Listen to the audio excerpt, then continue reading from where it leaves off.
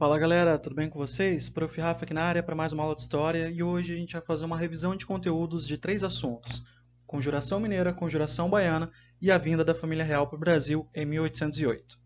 Bora começar! O primeiro assunto, então, Conjuração Mineira, ou também conhecida como Inconfidência Mineira, páginas 137 e 138.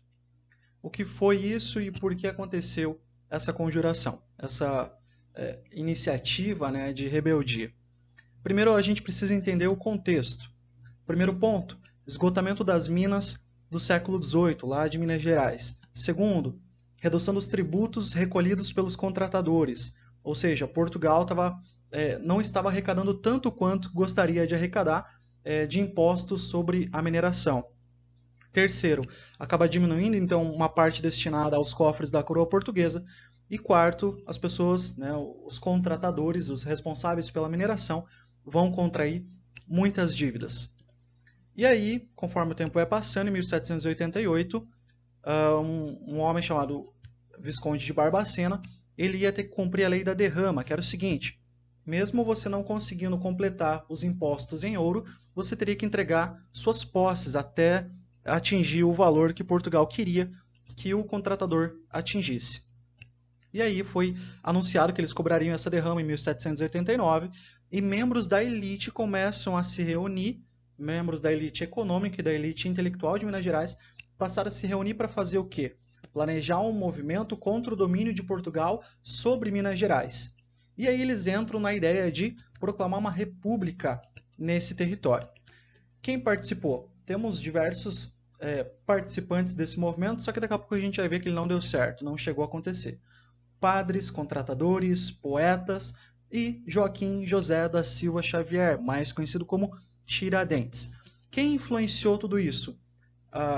Além dessa elite intelectual, o iluminismo. Então, os intelectuais entraram em contato com as ideias iluministas que estavam se espalhando na Europa, e vamos lembrar que a Conjuração Mineira acontece no mesmo ano da Revolução Francesa, 1789, então aqueles ideais de liberdade, igualdade, fraternidade, eles entram na cabeça da elite econômica, da cabeça da elite intelectual, e eles vão querer fazer esse movimento de rompimento com Portugal.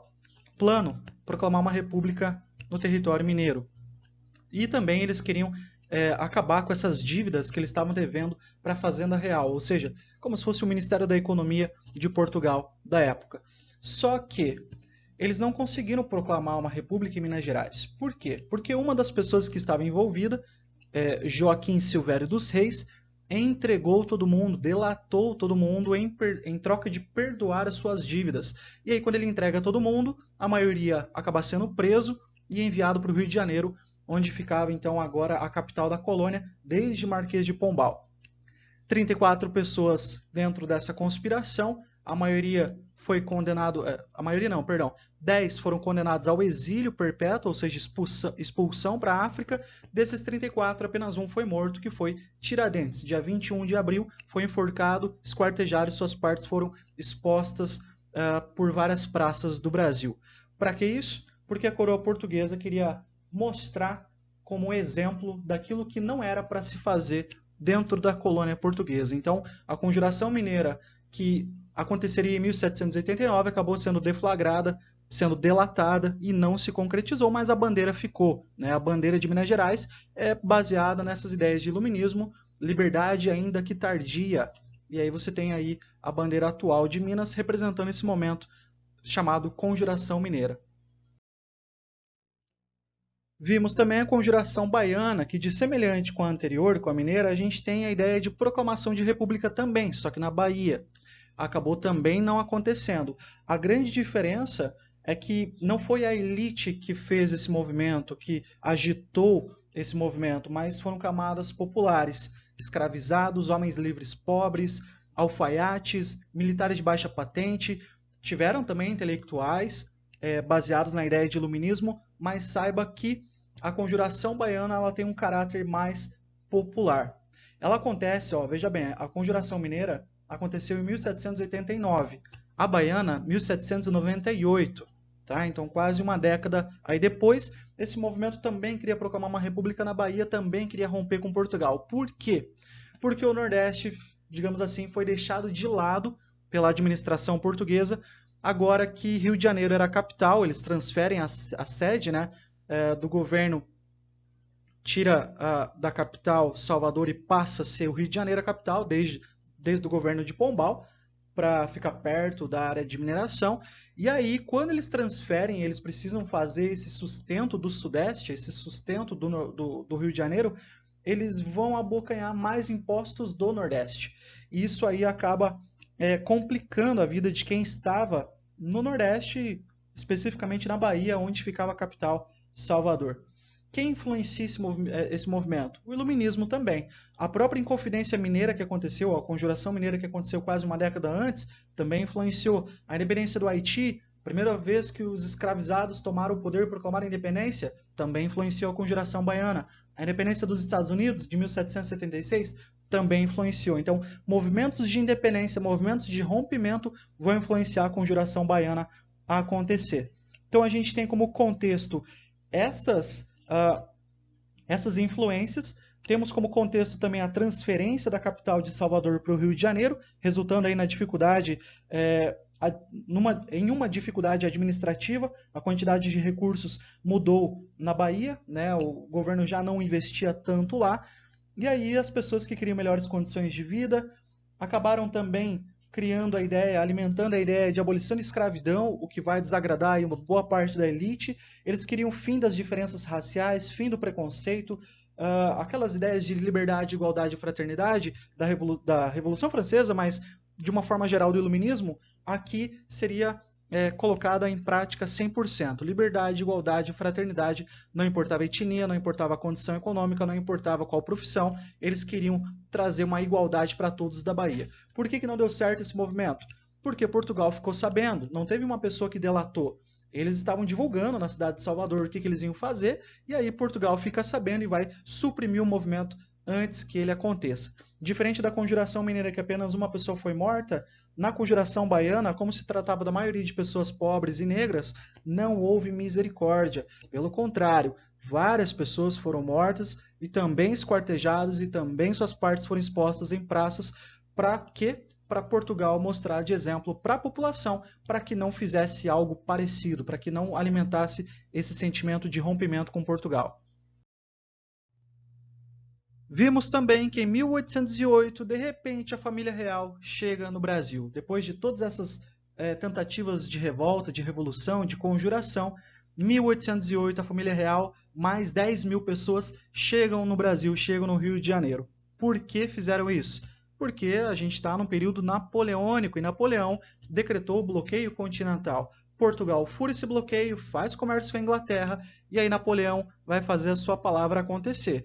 Quem furasse o bloqueio seria invadido. Napoleão marcha, então, para a direção de Portugal, e é quando a família, então, a família real foge para o Brasil e transfere, né, a sede do governo de Portugal para o Brasil. Então, em 1807, Inglaterra e Portugal negociaram essa transferência. Quem faria a escolta, o transporte, foram os ingleses. Eles chegam aqui com 10.000 pessoas, saem em 1807, chegam em 1808.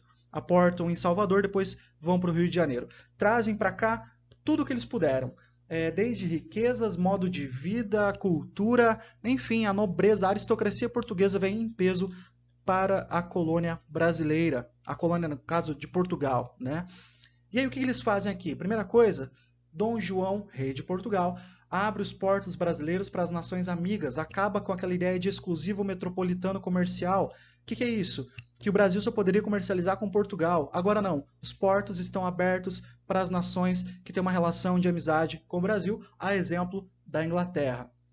Amizade aqui no sentido econômico, amizade no sentido de interesse político-econômico. O que mais que eles fazem aqui? Bom, eles trazem a administração portuguesa para cá, para o Rio de Janeiro. Toda a burocracia da corte eles vão transferir para o Rio de Janeiro e eles acabam criando várias coisas aqui. Por exemplo, o primeiro jornal do Brasil, a Imprensa Régia, 1808, criam o Real Horto, que seria o Jardim Botânico no Rio de Janeiro, criam o Banco do Brasil, a Biblioteca Real, o Museu Real, que depois nós teremos o Museu Nacional, onde a família real morava, enfim, uma série de criações que estão no Rio de Janeiro, que servem aí para visitação, servem para contar a história do Brasil desse momento. E em contraste a tudo isso, né, o último slide aí dessa parte da nossa aula, lembra você que havia um contraste muito grande com a população em geral, porque de um lado você tinha joias, louças, riquezas, modo de vida europeu, cerimônias reais como o beijamão, uma série de construções portuguesas, de origem da corte portuguesa.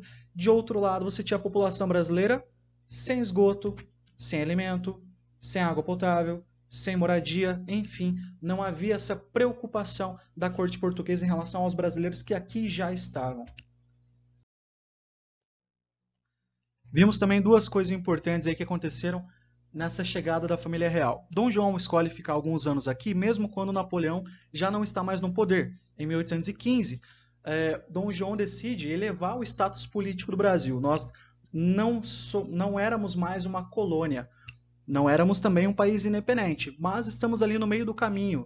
O Brasil virou Reino Unido a Portugal em 1815. Essa nova organização é colocada a partir desse momento. E um outro feito também de Dom João é que quando interioriza a metrópole, traz a sede do governo lá de Portugal, de Lisboa, para o Rio de Janeiro, Dom João promove uma hierarquização entre as províncias do Brasil. Como assim? Ele concede favores para uma elite de uma região específica, exemplo, Sudeste, e desfavorece outra região. Nesse caso, o Nordeste ficou desfavorecido, tanto é que vai acontecer uma rebelião, que daqui a pouco a gente vai falar. Então, o Dom João concedeu favores e honrarias às elites do Rio de Janeiro, São Paulo, Minas Gerais, Rio Grande do Sul também. E, enquanto isso, o Nordeste tiveram aumento de impostos para custear essa instalação portuguesa no Sudeste.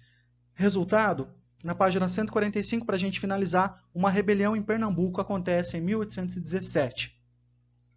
Aquele Nordeste que no passado tinha desfrutado de riqueza, de prestígio, Salvador era a capital, agora enfrenta uma situação crítica.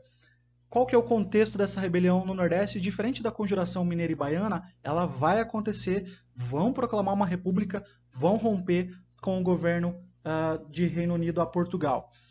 Qual é o contexto? Seca, fome, ausência de recursos, declínio das lavouras de cana-de-açúcar, as pessoas descontentes com o controle que os portugueses estavam fazendo, deixando os cargos mais altos do Nordeste para portugueses e não brasileiros, e tudo isso vai criando um sentimento, além do aumento de impostos para custear as coisas do Sudeste, vai criando um sentimento de revolta, de querer proclamar uma república. E isso acontece em 1817. Padres, artesãos, militares, juízes, fazendeiros e outros setores tomam o governo de Recife, proclamam uma república em Pernambuco, trazem outros estados com eles. Quem influencia isso? Revolução Francesa, as Inconfidências, as Conjurações, o Iluminismo. Eles querem colocar uma constituição, uma carta de leis acima de qualquer pessoa, vão falar em soberania popular, tolerância religiosa, igualdade, autonomia política, mas 2 meses depois o Rio de Janeiro o governo, né, com base no Rio de Janeiro, acaba suprimindo, reprimindo com violência esses revoltosos. Só que tem uma simbologia muito forte nessa revolução que apresentava uma entidade nacional independente de Portugal. Traduzindo, o Brasil querendo caminhar com as suas próprias pernas, não querendo mais que as pernas fossem, ou que as mãos fossem puxadas por Portugal. Então, era um recado claro que muita gente no Brasil já estava pensando nesse momento de rompimento. Exemplos: Tiradentes em Minas Gerais, a Conjuração Baiana e a Revolução no Nordeste, em Pernambuco, em 1817, que acabou dando certo. Acabou dando certo não, né? Ela acabou acontecendo, proclamaram uma república, mas que depois foi suprimida e aí, enfim, não deu certo. É isso por hoje. Eu espero que você tenha gostado e entendido. Muito obrigado pela atenção e diga tchau.